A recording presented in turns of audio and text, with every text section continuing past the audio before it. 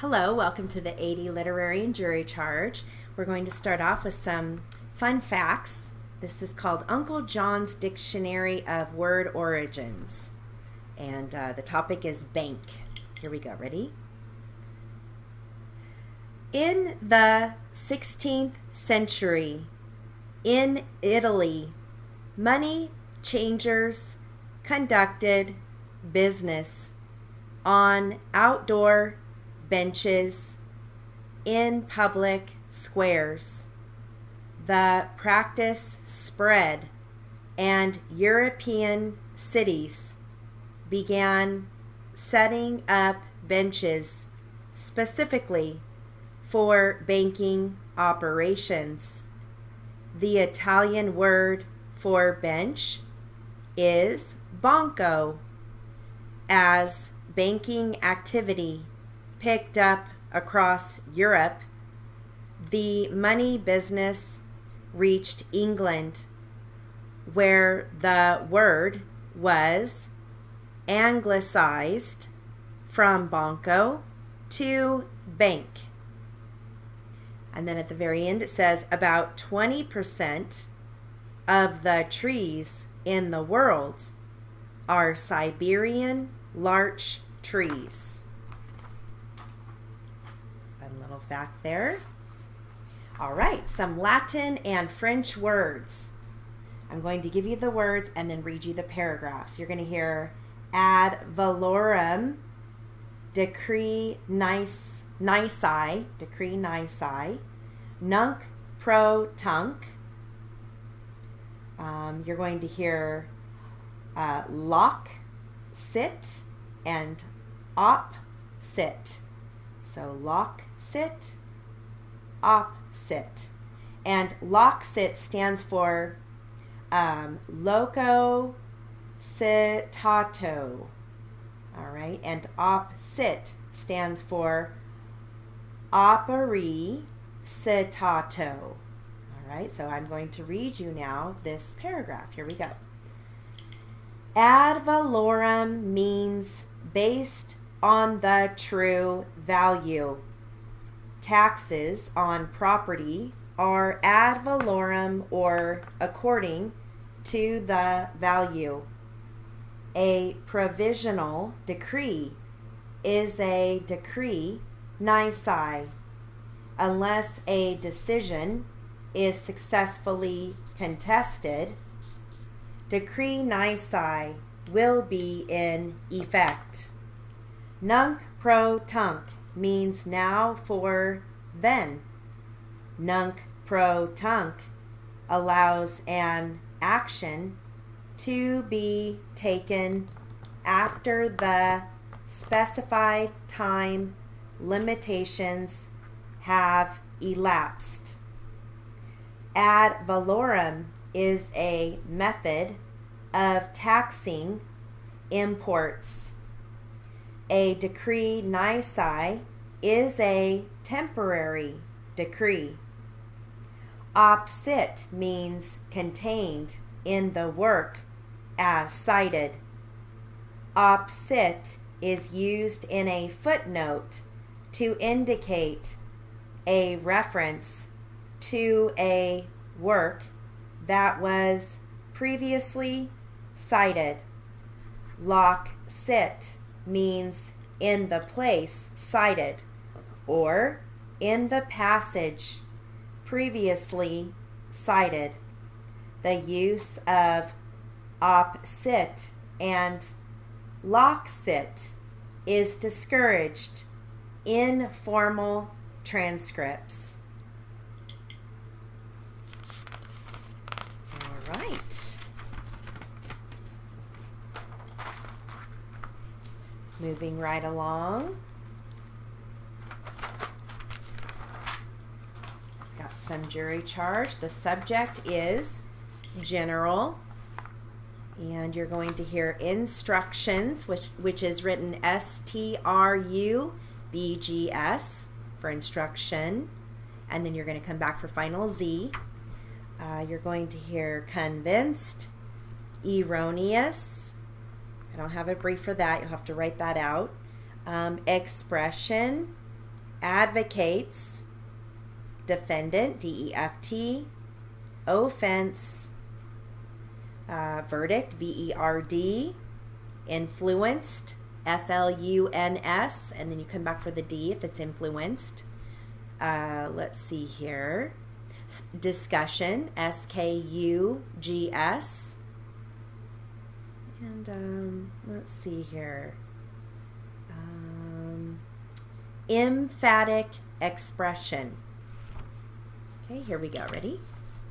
The order in which the instructions are given has no significance as to their relative importance. I have not intended by anything I have said or done, or by any questions that I may have asked, to intimate or suggest what you should find to be the facts on any questions submitted to you, or that I believe or disbelieve any witness. If anything I have done or said has seemed to so indicate, you will disregard it and form your own opinion.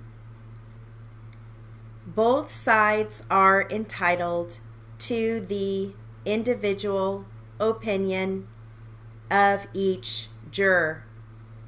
It is the duty of each of you to consider the evidence for the purpose of arriving at a verdict, if you can do so. Each of you must decide the case for yourself, but should do so only after a discussion of the evidence and the instructions with the other jurors. You should not hesitate to change an opinion if you are convinced it is erroneous. However, you should not be influenced to decide any question in a particular way because a majority of the jurors or any of them favor such a decision. The attitude and conduct of jurors at the beginning of their deliberations are matters of considerable importance. It is rarely productive of good for a juror at the outset to make an emphatic expression of his opinion on the case, or to state how he intends to vote. When one does that at the beginning, his sense of pride may be aroused, and he may hesitate to change his opinion or position, even if shown that it is wrong. Remember that you are not partisans or advocates in this matter, but are judges. Each count charges a distinct offense. You must decide each count separately. The defendant may be found guilty or not guilty on any or all of the offenses charged. Your finding as to each count must be stated in a separate verdict. All right. We're going to finish our article on secrets of survivors. Here we go. Researchers have discovered that the trials of life are far less important than how one deals with them. People who survive begin learning to do so long before crises appear. By adopting their special outlook on life, we can all learn to be survivors. Make happiness a habit. The survivor enjoys life even when troubles spring up like thistles in a weed patch. He takes each day as it comes, full of sorrow, joy, disappointment, and surprise. When he can't have the big victory, he accepts small ones, and he seems to know where to look for the flash of excitement, the moment of beauty and insight. Even concentration camp survivors told us of small pleasures: a glowing sunset, a raspberry by the road where they worked, an evening when, though exhausted, they stayed awake to watch the moonlight drift through the trees. Terence D. Prey, a former Colgate University professor who studied the attitudes of Holocaust victims, calls this tenacious hold on life a strength beyond scope and hope, as stubborn as the upsurge of spring. A woman I know was told by her doctor she had bone cancer that could be fatal. Instead of surrendering to sickness, she began traveling to one exotic country after another. She bought theater tickets and magazine subscriptions. At nearly 80, she remarried. She has far exceeded her doctor's expectations, and she says there are not enough hours in the day to do the things she wants to do. Survivors have a kind of talent for life, a fury to use all of it. They treasure the time that is. They find each day's joys, however small. Suffering, says psychologist Nathaniel Brandon, is just about the easiest of human activities. Being happy is just about the hardest. It is true. No one is born happy. Everyone makes his own happiness. Accept change. Most of us would like nothing better than to blame someone else when trouble comes. But the survivor will have none of that. Change and problems will come whether we want them to or not. In my own life, it comforts me to remember that as I approached each unthinkable catastrophe, it became thinkable. So accept change, not with resignation, but with a fierce longing to learn from it.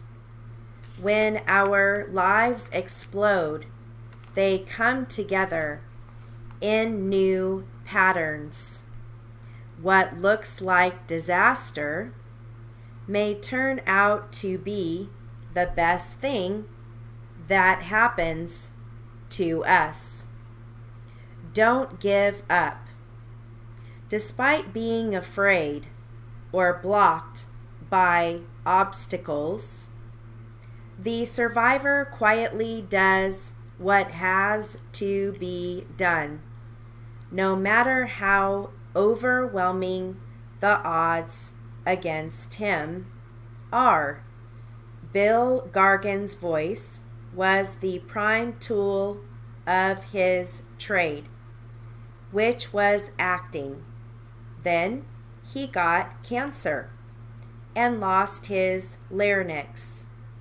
At first, he was in despair. But you can't spend your life feeling sorry for yourself, he said. So he worked for years to learn to talk again until he could finally make speeches. Then he spent the rest of his life helping others like himself. Trying will not always make a catastrophe go away, but it will make it more endurable and provide immense satisfaction. Don't ask, "Did I fail?" Ask, "What do I do next?" Reach out to others. Recently, I encountered a cab driver who was particularly warm and friendly, helping me with books and parcels. I thanked him and asked if he enjoyed his work.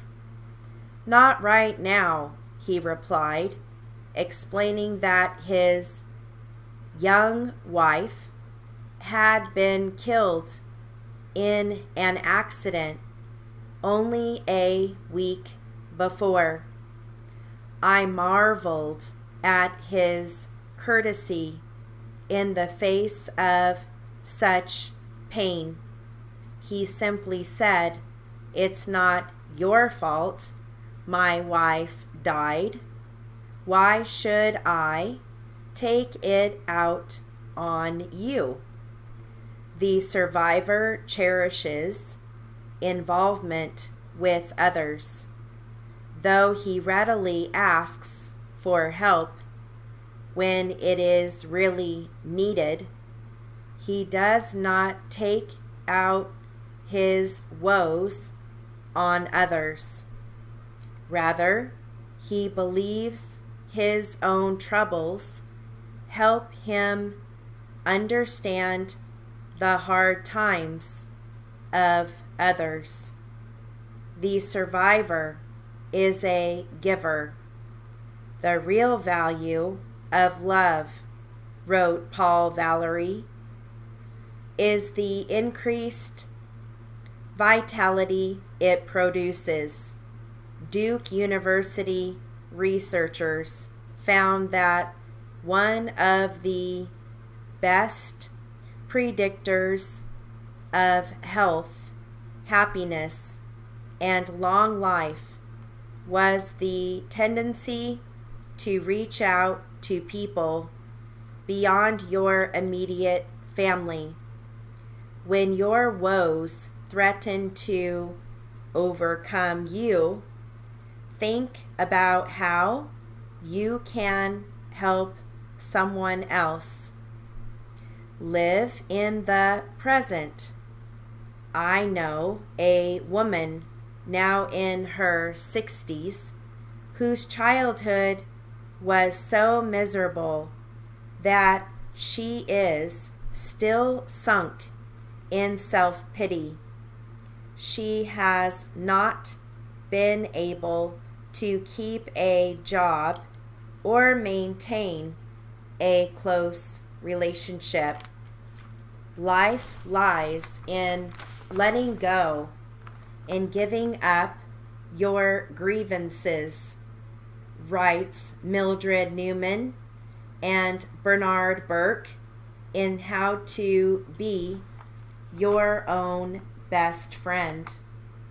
And they warn that if we spend our energies being angry with the people who once disappointed us, we won't have any left over for what we need now. Okay, there is more, but I will finish this in the next literary and jury charge. So that concludes our class. Have a great day.